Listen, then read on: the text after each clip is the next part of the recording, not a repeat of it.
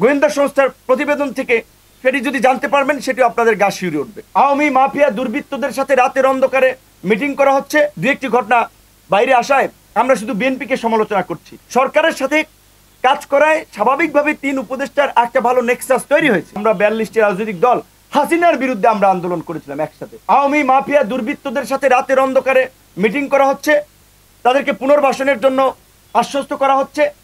আমলাতন্ত্র থেকে শুরু করে রাজনীতির সব জায়গায় এগুলো তো আমরা মেনে নিতে পারি না। শুধুমাত্র বিএনপি একটা বড় রাজনৈতিক দল, বিএনপির অনেক ঘটনা, দু একটি ঘটনা বাইরে আসায় আমরা শুধু বিএনপিকে সমালোচনা করছি। এই ছাত্র নেতৃবৃন্দ যা করছে, আপনারা গোয়েন্দা সংস্থার প্রতিবেদন থেকে সেটি যদি জানতে পারবেন সেটি আপনাদের গা শিউরে উঠবে।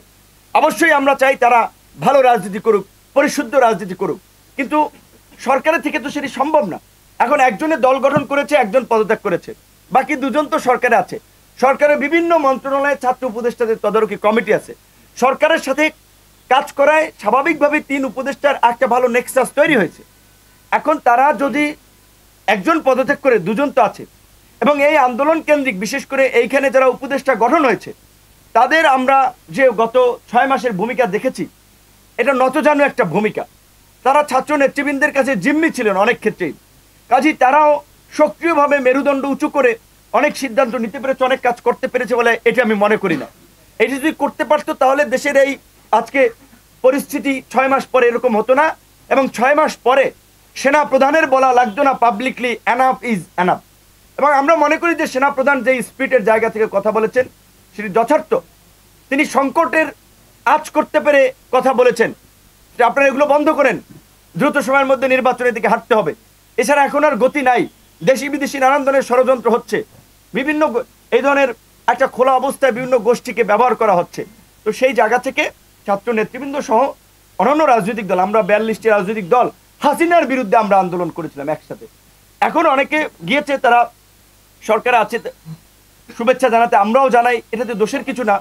তবে আমরা মনে করি যে তাদের সরকার থেকে বেরিয়ে একটা সংগ্রামের মধ্যে দিয়ে গণ অধিকার পরিষদের তরুণরা যেভাবে 7-8 বছর উঠে এসেছে সেইভাবে তৈরি হওয়া দরকার। এখন তারা যদি, আমরা যেটা আওয়ামী লীগের আমলে বলেছিলাম না, আমাদেরকে কোটি কোটি টাকার অফার দেওয়া হয়েছে, সিটের অফার দেওয়া হয়েছিল, আমরা যাই নাই সেখানে। যখন ওই জেনারেল ইব্রাহিম সাহেব কিংবা আপনার ওই শাহজাহান ওমরের মতো লোকেরা গিয়েছে, তখন আমরা বলেছিলাম যে শেখ হাসিনার সরকার রাজনীতিতে কোরবানির গরু, কোরবানির পশুর মতো কেনা বেচা করছে।